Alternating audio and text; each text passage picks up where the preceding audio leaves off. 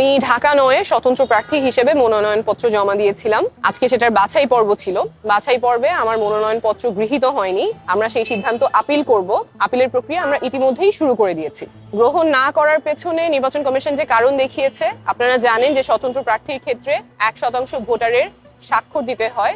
যা দরকার ছিল তার চেয়ে বেশি আমরা স্বাক্ষর জমা দিয়েছিলাম। সেখান থেকে তারা 10 জনের তথ্য ভেরিফাই করতে গিয়েছেন, 10 জনেরই সত্যতা তারা খুঁজে পেয়েছেন, কিন্তু এই 10 জনের মধ্যে 2 জনের ক্ষেত্রে তারা দেখেছেন তারা ঢাকা 9-এর ভোটার না, এবং এই 2 জনেরই জানার কোনো উপায় ছিল না তারা ঢাকা 9-এর ভোটার না। তারা জানতেন যে তারা ঢাকা 9-এর ভোটার। একজনের পকেটে যে এনআইডি কার্ড ছিল, সেই এনআইডি কার্ডের ঠিকানা অনুযায়ী উনি ঢাকা 9-এর ভোটার। আরেকজনের বাসা খিলগাঁয়ে যেহেতু ঢাকা 9 এবং 11 দুইটাই আসন আছে, উনি জানতেন উনি ঢাকা 9-এর ভোটার, সেই বিশ্বাসে উনি স্বাক্ষর করেছেন।